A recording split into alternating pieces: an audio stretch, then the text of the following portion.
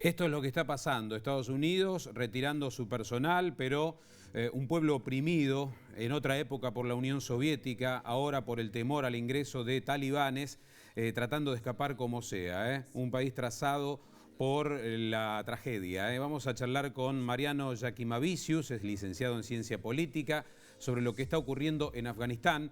Hola Mariano, buen día. Y la primera pregunta: ¿quiénes son? ¿Qué representan los talibanes? ¿Por qué tanto temor de una gran porción de la sociedad afgana? Buen día.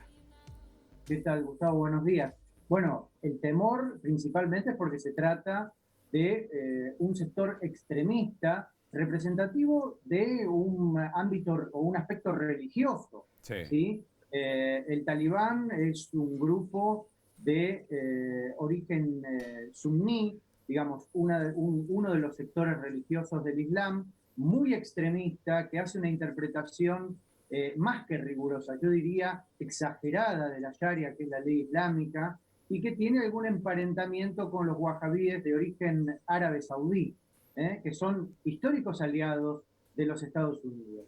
La preocupación, ¿por qué viene? Porque la aplicación de la ley que hacen es tan severa y tan estricta que, lo podríamos decir en nuestros términos, se les va la mano, ¿no? Yo Sí. creo que se viene una época en Afganistán muy dura respecto de todo lo que tenga que ver con derechos de género y diversidad. Es decir, a las mujeres, por ejemplo, ya con la experiencia del anterior gobierno talibán en Afganistán entre el año 1996 y el año 2001, les impedía estudiar más allá de los 8 años, y hasta los 8 años lo único que se les permitía estudiar a las mujeres era el texto sagrado, digamos, no más allá de eso. No se les permite trabajar, no se les permite trasladarse solas sin acompañante masculino, Sí. no pueden asistir a un médico sin acompañante masculino. Una persona homosexual puede ser penada hasta con la quita de su propia vida debajo de una pila de ladrillos.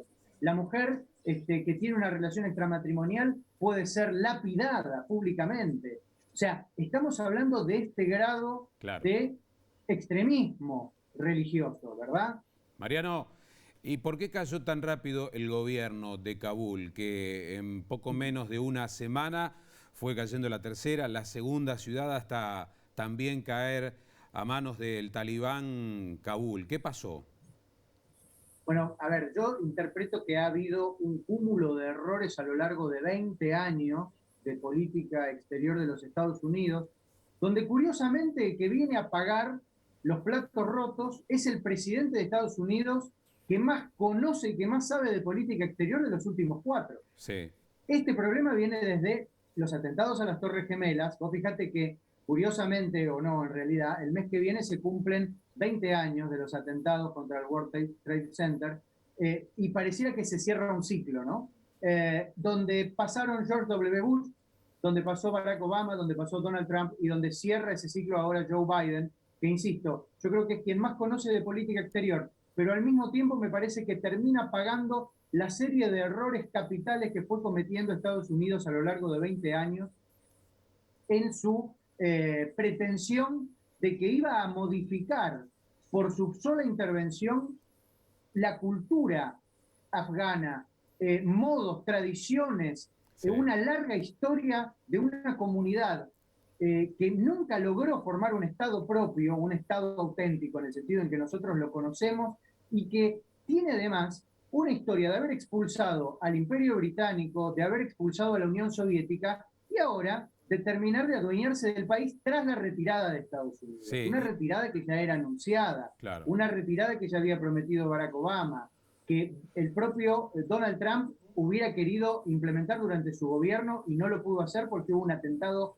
en particular que se lo impidió. Pero convengamos que el propio Trump, que hoy zapatea contra lo que está pasando y le echa la culpa de todo a Biden, Sí. fue uno de los que negoció con el talibán a espaldas del propio gobierno regular de Afganistán, que había sido sostenido por los Estados Unidos. Sin dudas. Y hay un detalle que no quiero dejar pasar, Gustavo, y que tiene que ver con esta cuestión de que Estados Unidos tiene 16 agencias de inteligencia que trabajan muchas veces de forma competitiva. Si bien ellos a sí mismos llaman comunidad de inteligencia, hay Sí. veces que trabajan de modo competitivo, y yo entiendo que si uno ve las declaraciones del último mes de Biden, está claro que a Biden no le han pasado buena información. O sea, Claro. Biden vamos a ser sinceros, el presidente de Estados Unidos no es tonto. Entonces, lo que me cabe pensar es que no le han dado la información correcta en sus últimas declaraciones y lo que ha sucedido es una aceleración de un proceso que se veía venir, que se intuía, que se sabía que podría llegar a pasar esto, lo que quizás ni siquiera las propias autoridades y los servicios de inteligencia estadounidense fueron capaces de vislumbrar es que iba a ser tan rápido. Imágenes dramáticas, gente aferrándose a aviones, incluso algunos videos mostraban que ya en el despegue algunos caían del fuselaje de los aviones. Esto muestra ya un estado de desesperación, de huir de la opresión. También imágenes allí en un gimnasio de quienes invadieron la capital. Digo, esto implica borrar todo estilo de vida occidental que se había impuesto en Afganistán, ¿no? El ingreso de este grupo que ya tiene el poder en el país, ¿no? Sí, por supuesto, Gustavo, y no solamente cualquier forma de estilo de vida occidental, sino el de un país islámico común y silvestre, por decirlo de alguna manera. Recordemos que los textos sagrados islámicos, lo mismo que sucede con la Biblia para los judíos y para los cristianos, transmiten un mensaje muy importante de amor, que generalmente estos sectores, estos grupos religiosos, terminan dejando de lado, y eso es preocupante, ¿no? Hay que recordar, Gustavo, yo creo que esto es lo importante para que todos los rosarinos y las rosarinas comprendan bien por qué es importante lo que está sucediendo en Afganistán. Porque si yo te pregunto, ¿dónde está geográficamente Afganistán? Es como que se nos escapa un poco del mapa. Y la realidad es que hay que tener 4 elementos en consideración. Uno es que es un lugar estratégicamente muy importante para las grandes y las medianas potencias actuales. Es importante para Rusia, para China, para Estados Unidos, para la India y Pakistán. Por otro lado, es importante porque tiene grandes yacimientos de gas natural. Claro. También es importante porque es el principal productor mundial de opiáceos. Estoy hablando de heroína principalmente. Es el principal productor de heroína. Y además porque es un lugar tan ingobernable que se convierte en un epicentro para la proliferación y el entrenamiento de grupos terroristas. Entonces, te estoy hablando de geoestrategia, te estoy hablando de narcotráfico, te estoy hablando de recursos tradicionales energéticos y te estoy hablando de terrorismo. Por esos 4 elementos Afganistán es tan importante y es que hoy es una de las principales noticias en el mundo. Bueno, van acompañando al análisis de Mariano imágenes insólitas, los que tomaron la capital, haciendo uso, jugando en juegos infantiles, aprovechándose en un gimnasio. Esta es la escena casi surrealista de lo que ocurre en la capital afgana y la desesperación de miles de personas de abandonar el país ante lo oprobio que se avecina. Mariano, bueno, es un final cantado, ¿no? El regreso del talibán, paradójicamente entrenado por Estados Unidos para combatir a la Unión Soviética al poder.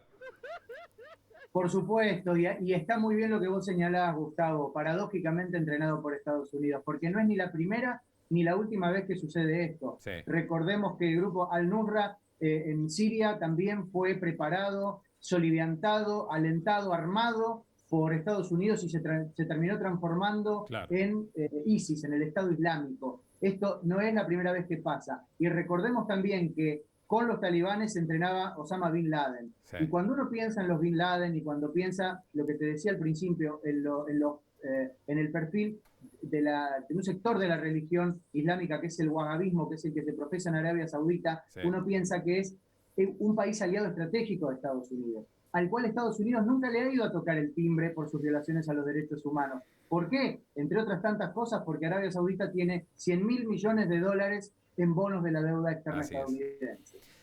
Mariano Yakimavicius, analista internacional, ayudándonos a entender la situación en Afganistán. Muchas gracias, abrazo.